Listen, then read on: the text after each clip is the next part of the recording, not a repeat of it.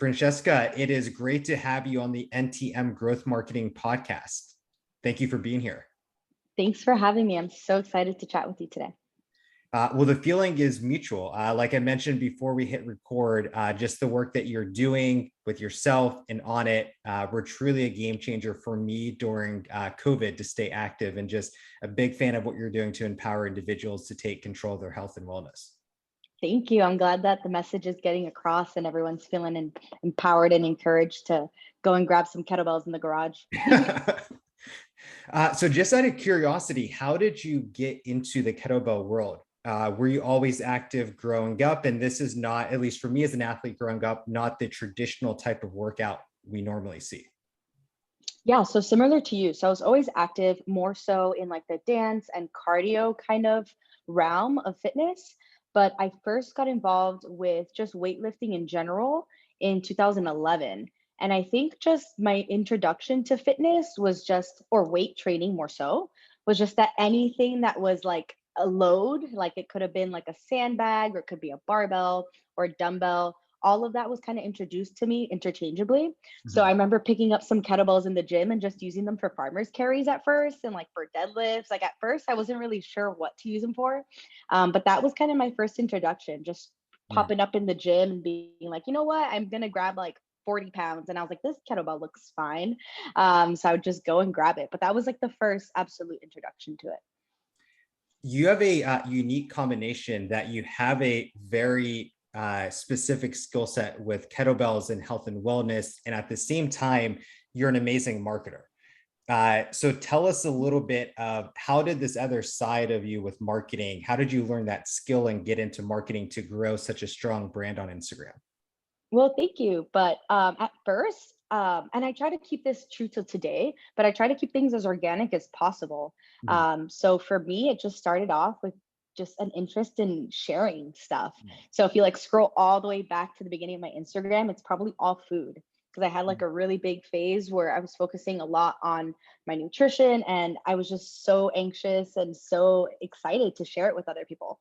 So I think that's really where it stems from. And I really try to like keep that true to my heart and always reflect on that why. And the why is just because I just felt like sharing. And I think that's what has really has been a strong suit for, and also a point of weakness in my marketing, because for me, it comes as just like a place of joy and a place of just sharing out of abundance and wanting other people to like, oh, I feel great. My body feels the best it's ever has as far as fitness and building strength and feeling balance and harmony in my body. And I'm like, I just want others to feel it too. So, going back to what I said of it being, it's also a downfall because when I don't feel, my best, I don't want to share. So it's kind of something that I've kind of learned to be a little bit more disciplined with and kind of having more structure and seeking advice and mentors for sure. What does your day-to-day look like at your company? Ooh. So I have 2 different days as far as structure goes. So Tuesdays, Thursdays are my personal training days. So Tuesdays, Thursdays, I do my classical trade. And then Monday, Wednesdays, Fridays are more like online marketing, content creation, outreach, correspondence, all the behind the scenes things. So, I was going to say, sorry. I think that's a genius way you've structured your week, because I'm guessing mentally it'd be really hard for you to go into personal training and then come up with inspirational content. Is that challenging to go back and forth through your brain like that? And you have a full day dedicated to one thing, you can just get in the flow with it? Yeah, I think it's hard, like you said, to kind of switch modes because when I'm in personal trainer mode, I'm really trying to like be of service, really cater to my clients specifically. So I feel like my mindset's a lot more like honed in into the micro aspect. And I'm like, all right, this one client, we've been working with this knee thing. And then like all day, that's what I'm thinking about, like this client with their knee. And then we're still trying to work on strengthening their whole body, but, rehabbing what they need to. And then, my other client, I'm like, okay, they're new at Animal Flow, like, what are we working on? So my brain is just in 2 different modes. And then when it's more free flow days, so I think my Monday, Wednesday, Fridays, since it's like all the behind the scenes stuff, like there's just so much going on that if I had a client in the middle of the day, like it would completely throw off that flow. I'm going to go back 1 second and then we're going to go forward. in your own words, what does marketing mean to you? Ooh. Mm, I think in my own words, it's just trying to share what you bring to the world, Mhm. like get eyes on it. Perfect. Uh, so let's go forward now. So when I was doing some prep for this, something I noticed immediately about your channels is that you're very consistent in your posting. Can you tell us a little bit in terms of when you're planning your content, in terms of account growth, why is frequency so important to have these posts coming out all the time? Ooh, so I think the biggest thing is looking at it as like a relationship with that platform and the people that are on it. So with any relationship, they have like expectations as well. So with Instagram, I've done it to where people expect me to post daily. Mhm. So and mostly like Monday through Friday during the week. On the weekends, I just show up as my lazy self.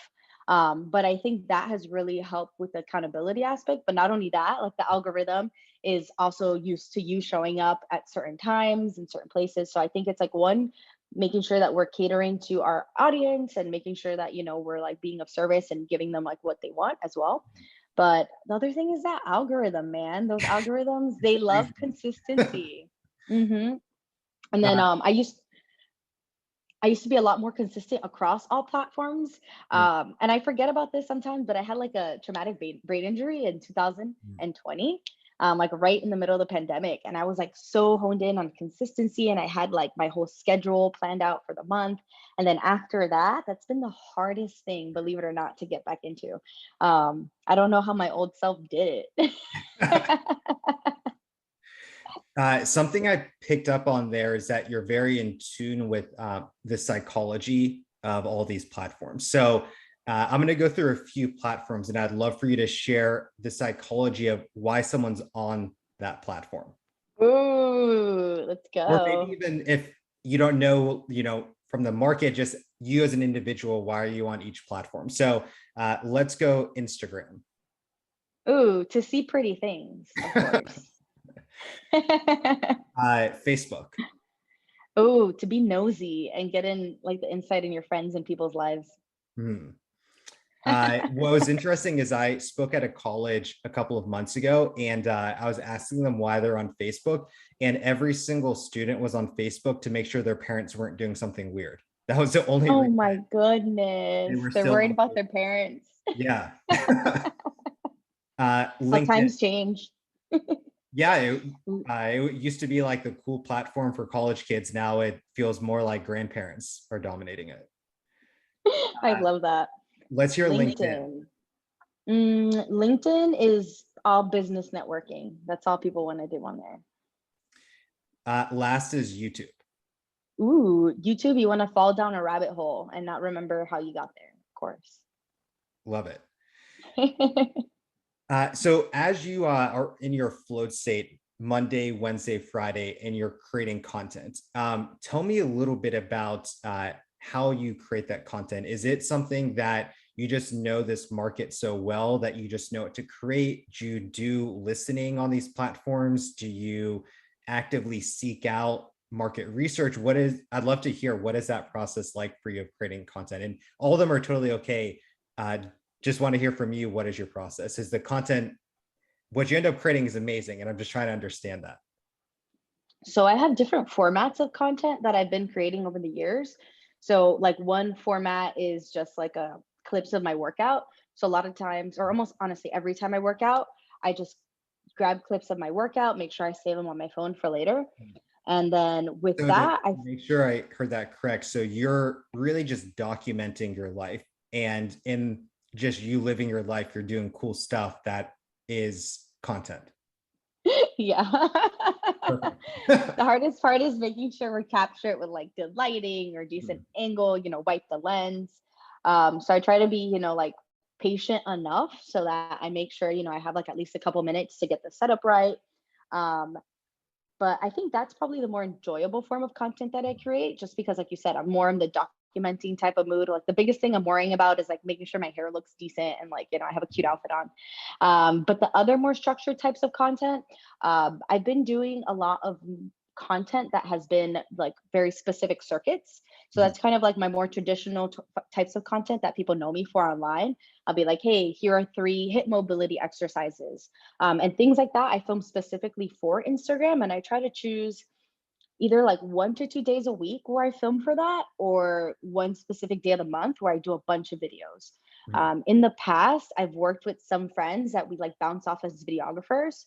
So we would meet up a couple times a week. We would just have like a whole hour to shoot content. But life has just been crazy, and like too many of us have been like some of like I was gone for a whole month and I wasn't able to help, my friends that helped me with videography, and vice versa. One of my friends is gone for 2 months right now, and I'm like, no, where's my best videographer? So right now I'm just doing a lot of stuff with tripods, or just like you said, casually, like trying to document some stuff at the end of a workout. Let's say I did 3 stretches. I try to, document the 3 stretches. But those are the normal types of ways that I usually try to create content during the week. And then of course I have like my YouTube content where it's a little bit more staged. I try to have like a really nice setup, Mhm. really good audio. And those are just a little bit more time consuming, just because you got to make sure like the setup is correct. And then you got to like, there's a lot more editing that goes into it. Mhm. But in general, those are like 3 basic formats that I have. What type of equipment do you use? And I'd love to Ooh. hear with that, if someone is just getting started in content creation, what is kind of the minimum they need to be thinking about? Ooh. Biggest thing is having a clean iPhone lens, or any smartphone. I just say iPhone because that's what most of us have. But any smartphone lens is great. I think the biggest thing is that our smartphones are always like in our pockets and our hands. So the lenses get greasy. So Mm. the biggest thing is to make sure we're keeping that lens nice and clear. But that and some natural lighting is honestly where I started off at first. But right now I use my phone for probably like 80% of the content that I create. Yeah, mostly my phone, and then I use a Sony, I think it's an A7 series, like a compact A7. I don't remember all the fancy names. It's like Alpha 7. I don't know what it's called. But the lens is probably the more important part. I use a wide lens. So the wide lens kind of helps with the movement shots so that everything's not so tight on the subject. And then what else do I use? A good tripod is key. And Mhm. then for anybody that wants to create like more YouTube type content, or where you're a little bit farther away from the camera, a good mic is fantastic. So I have a shotgun mic that I use, and that's about it. I'm pretty simple when it comes to content creation. Trying to think of something else. I always forget something. No, I think that's great. And it's not overwhelming as well. Hmm. So what I'm hearing is the most simple thing you could use is your iPhone in natural sunlight, which is no added costs to your organization. Absolutely. Hmm. So I have to ask this non-marketing question, as you talked about it for a split second, and it's what are some of the ways business professionals that are sitting down all day, what are some things that they could do from a stretching standpoint, Ooh. to provide, some end of day relief and relaxation? And I say that because my hips and groins have been historically really tight as I'm driving and sitting all day long. And focusing on my hip flexor was a big eye opener for me in the last couple of years. Ooh, so I'm gonna give you 2 tips. So one tip is just, even if it's just 5 to 10 minutes at the end of the day, whether you're watching TV or like just chilling in your living room, pull out a yoga mat and just do gentle stretching. A lot of times I just zone out and stretch just while I'm on my phone or reading a Mhm. book. But whatever it is, it doesn't matter if it's just like a cross-legged pose, or you could do like a pigeon pose, any type of stretch, just whatever feels good, whatever comes naturally is another great way to go. And then doing movement snacks. I love to call them movement snacks because during the day, just thinking of it as like a 2-minute break where you just get up, maybe stretch your hips for a little bit, maybe do some leg swings, quad stretches. Like I said, any movement is better than no movement. So whatever feels good to your body in the moment is a good way to start, and just being consistent with it. 2 minutes here, 2 minutes there. Perfect. Now we need to go back on marketing, but I Yes. appreciate that insight. So you've grown a massive community on Instagram, and if there's someone listening who is looking to build their community to their first 10,000 followers, what advice would you give to that individual? Ooh, I think trying to use all of the features on Instagram and using them all consistently is probably key. So, like, for example, when you go to a story and they have the features like adding a poll, anything that improves engagement is absolutely a necessity. And replying to your DMs is important, replying to comments. And that I like to think of that as all the different features on Instagram. You have the comment section, you have the DM section, you have the story section, Mhm. you have different types of posts as well. So trying to use them all. How do you keep up with all those new features? Because there's so many being just created and deployed and mimicked off TikTok. So how are you staying up to speed with all these? Oh, for me, I think it's just trying to always have that mindset of being a student and just Mhm. trying to learn the platform, but trying to have some joy in it as well is fun for Mhm. me. So for me, I really like using the polls, and then every time there's like a new Reels feature, I try to jump on it and use it. But I haven't used all of them. Even though I give the advice, I feel like I've probably used all of them a couple times. I'm thinking about the Reels one, and I might have only done a Reel remix. Sorry, a Reel remix probably just once. But it is difficult. I'm not gonna lie, it's so hard to keep up with all of them. Talk to us about Reels and why those are becoming so popular right now on Instagram. Ooh. So I think the reason that they're so popular is just because the video fits like the whole phone. It fits that aspect of the phone. They're more visually appealing. It's easier on the eye. The subject doesn't look so small. And then a lot of the format that a lot of people are following with the new reels is that they're changing up the camera angle a lot. And Mm. then it's like that kind of like resets that attention span on our brain. So I think just that format and the way that the classic reel setup is coming across just makes it so it's like more visually appealing. You see the subject seems closer to you, so it doesn't seem like it's all like zoomed in. Yeah, and that attention span thing, and that's what Totally. gets us. I noticed this on the new season of Stranger Things. If you're a fan, do you watch Stranger Hmm. Things? Of I won't course, give I'm any caught up. spoilers, but I noticed that they were using a lot of the technology from Instagram and TikTok with the very short content, like a second here, and then the utilization of sounds when they were opening and Ooh. closing stuff. And I realized that has almost the effect of like eating potato chips, where those companies know the science of like the crackle in your mouth. Yeah, because apparently it's like the sound of like chips is supposed to be like the sound of fresh fruit subconsciously or something like that, right? Maybe. I Oh, haven't heard that study, but that would influence why people devour chips so much. yes. Our primate brain is like, ooh, fresh fruit. And we're like, no, Mhm. crunchy chips.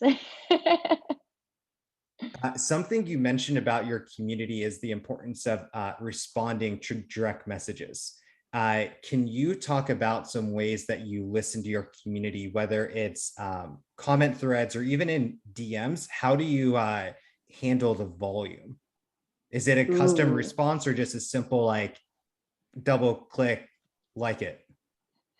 honestly, a lot of times it's both. And I hope that my audience knows that when I send a double click to something thoughtful that, I read it and it, means a lot to me, but I don't have enough time to Right. sit there and send the whole message. But yeah, I just try to do it. I try to go through it multiple times a day. Whenever I have like 2 minutes, I'll go through and see if there's any DMs. And honestly, sometimes I get haunted by a DM I didn't respond to. Like I'll read it and I'm like super busy doing something and there's like I'm not even like my hands are completely busy. I can't even use my hands on my phone and then I think about it for days and then I reply like a week later. And those honestly torment me. But yeah, just having little bits, just choosing 2 minutes here and there when I can go through it. And why is that important for a business? Ooh, I think the most important thing is, like you said, you're getting to see feedback, you're getting better insight on what your client and customers and like prospects think.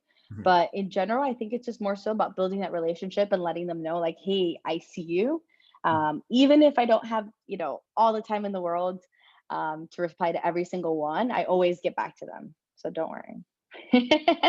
I know as well as an individual, whenever there's someone I look up to who likes or comments back to me, I tell 10 of my friends about that person. So I think it really does pay off in more of the organic side of growing a business, some of the scalable, unscalable activities that you can do.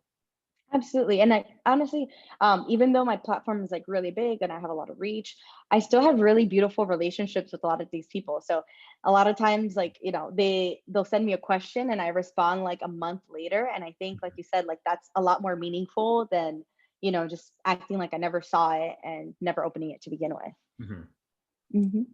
Hmm. So when you're thinking about uh, digital marketing in terms of your overall business, how do you measure success? How is it connected to the whole ecosystem that you've created? Is it, and I'll give Ooh. some examples. Is it like new clients you got for your personal training business? Is it reach? Is it account growth? What do you look for as a business owner? Ooh, that one is so tricky because, like you said, there's so many different metrics. Mhm. But I think where I am right now with how important partnerships are, I think the visibility that I get with a lot of partnerships is probably one of the most important metrics for me right now. But in the past, it's been everything. I think a huge one is also how many people sign up for my free products, because I think that's a better measure of visibility and like potential leads and potential long-term prospects as well, because those are people that want to get a deeper insight into my programs, into what my products are like, what my training is like, what my coaching is like. And that's really cool because I get a lot of feedback on those programs as well. And same thing with YouTube is a platform that all that content has a longer lifespan. Mhm. So sometimes people tell me they saw like a YouTube video of me from like 3 years ago, and I'm like, whoa, that's freaking crazy. But just in general, just word of mouth, Mhm. um, when I get feedback from people in real life telling me they found me online, I think that's a amazing way to measure that outreach, because that's more like a real life grab and like a real life pull, more like pulling people in real life a little bit. But yeah, all of them are huge metrics. I do that as an individual. When I go to someone new, I go to their YouTube channel and I just sort to most popular. So I might get content from 5 years ago, but on Instagram, I'm looking at, the 2 lines worth of posts. I can't like infinitely scroll on the Instagram feed.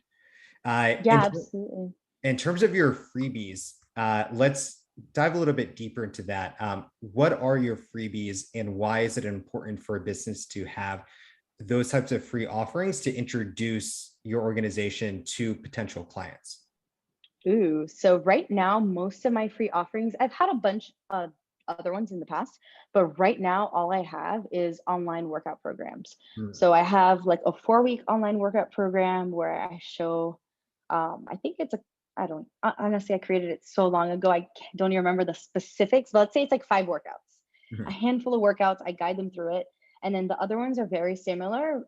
Some I do like a whole workout with you for 60 minutes. But I think the most important part of it as a business is being able to build trust with potential clients. Mhm. Especially for somebody like me that does personal training and online training. Um, if you want a full session, a lot of times you have to actually experience it to know what it's like. Mhm. So that's why I give them away, just more so, aside from the practical aspect of it where people are going to try it out, experience it, and then possibly buy later. I think more so that it's building the reputation too. Like, even if people have no interest in my product at all, it's an opportunity for them to go and see if my products or if my coaching is legitimate or not Mhm. as well. I want to give you the opportunity to brag on yourself, sir, for a second. So, uh, how are you unique and different in the personal training world? Ooh, so in the personal training world, I fall into like the little niche of functional strength coaches. Mhm. So I'm a functional strength coach who has a huge passion for all things movement. So I don't subscribe to any specific type of dogmatic training system. I think all things fitness and training are um, like fantastic. Like, powerlifting is good, cycling is good, everything has its own purpose. But in the functional strength training world, we're pretty much focused on getting you stronger and more mobile for whatever task you have, whether your Mhm. task is just like being a normal human and picking up groceries, or let's say you're an elite Ironman athlete. We're just, our goal is to just get the human body ready to go, baby, in any way. Love it. We're just primed to get your body fantastic, whether that's strength or mobility. That's our goal. What is a current marketing challenge you're experiencing?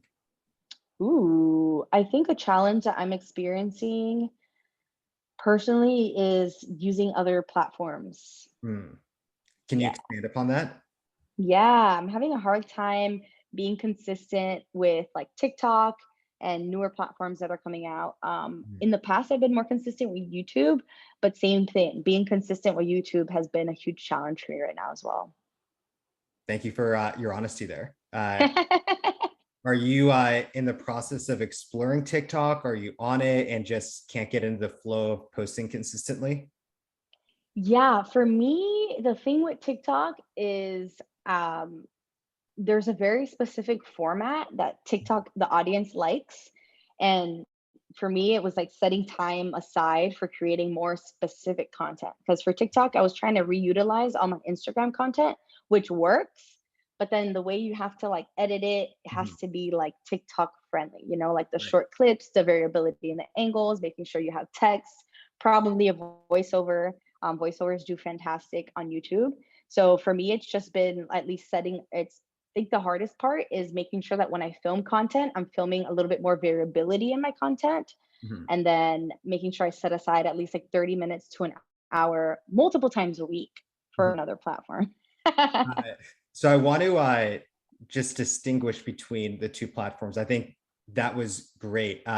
So let's start with Instagram. What is the content that works on Instagram that I want to do the same thing for TikTok so people can see the difference of how really the algorithms work? So you said the difference or the similarity? Sorry. Let's go with let's just more so start off like, what is the content that really works over Instagram? I know you've shared it a couple of times. I just want to crystallize it. Like, what is over here, Instagram? What works here? And then TikTok, what works really well over here? So what works good on Instagram is any shot that is a little bit longer. So on Instagram, if you have like 3 posts that are back to back and they're all 30 seconds, that does great on TikTok, especially if you're giving it, or sorry, on Instagram, first platform. That works perfect on Instagram, especially if you're like adding a caption or Mhm. making it like kind of educational. Whereas on TikTok, they want that content cut up and slammed together in like a 15-second bit instead of it being like longer form content. And then I think the biggest thing that works for TikTok content is when you're speaking directly to the camera.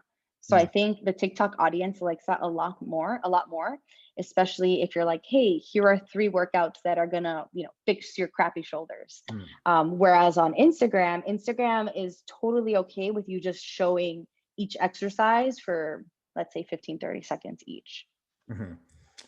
How did you learn so much about TikTok? Were you just as a consumer just scrolling through and noticing all the trends? Yeah. So when TikTok first came out, I was really big onto just scrolling and, absorbing all that freaking content. But it got to the point where I had to delete it off my phone for a while just because it was so consuming. I would just sit It's there and addictive. yeah, and I'm really into social psychology too. So I knew what it was that was getting me, hooked.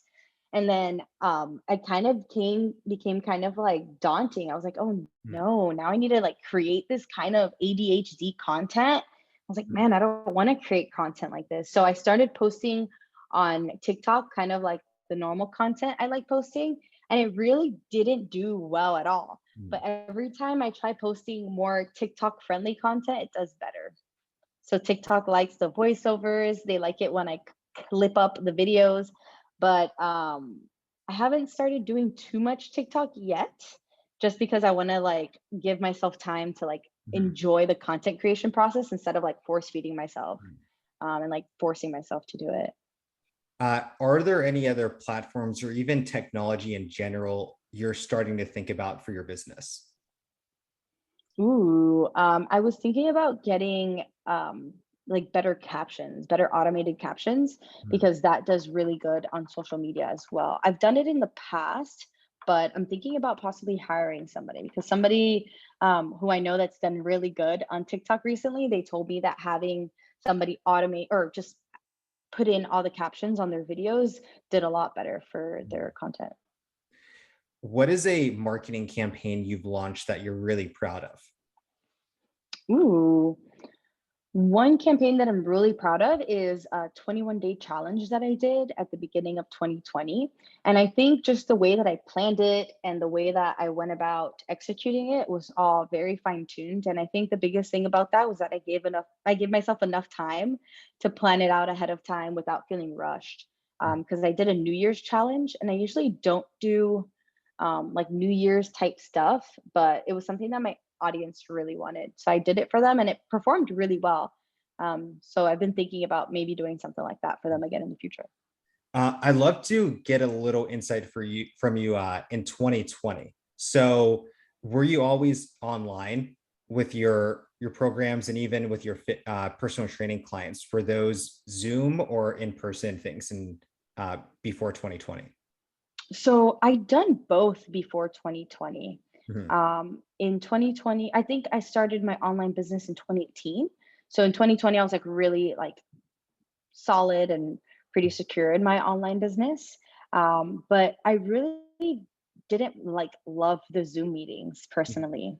But I started doing a lot more during the pandemic. And then once we were probably like in the beginning of 2021, um, I had like a let's say like 4 or 5 consistent online clients and I just wasn't feeling it. So I decided to go back on in person. Uh, Tell us a little bit. This is my last question on 2020. Is like I said, on it really saved me in a lot of ways. What were ways in which you were giving back to your community during those hard times? Just the world was experiencing in whatever way it was impacting you. Ooh, so like many other coaches, I was hosting online workouts for free, trying to inspire the community to stay healthy. And then trying to think of other ways. I was a hermit, so it was hard. It just, just being online. But I think that was one of the biggest ways I was able to give back was just hosting consistent Mhm. workouts to help people stay motivated. I think it was like every Friday. And that was really nice. And then we also did some like really good fundraisers. And we did a lot of fundraisers during 2020 with a bunch of fitness coaches. Hmm. And I think like women's health was a collaborator in one of them. It was really nice. Tell us a little bit more on how you think marketing can be used for good. Ooh, I think for me personally, when I think of marketing being used for good, is just encouraging people to live their healthiest, happiest, most active life. That for me is like what I think about when I try to like reflect on why I do marketing. It's like I said at the beginning, I want people to feel good. I want to share um, that invigorating feeling that you get when you feel healthy, when you feel strong, and you feel confident in your body. So I think just using that approach when it comes to marketing of just wanting to share good, I think that's a beautiful thing. And with your brand, you living that message as well, because you're kind of the example of what your business does. Yeah, you got to lead by example and show them the way. So I have one last question for today, and it is, what is the best purchase you've made either personally or professionally in the last 6 months? Under a hundred Oh, dollars. this one is so hard. I'm gonna go with colored pens because for me, colored pens, when I use them in my planner, it like brings my whole week to life. Everything looks all boring and black and white, and I'm like, oh, like I'm not looking forward to the next week. But then I go in and I like edit everything with highlighters and pens, and it just like brings my work life to life. So I think that is probably the best purchase I've made because it just brings me the most joy. I love it. Well, Francesca, thank you so much for taking time out of your day and greatly appreciated your insights. Thank you so much, Andrew. It was a pleasure talking with you.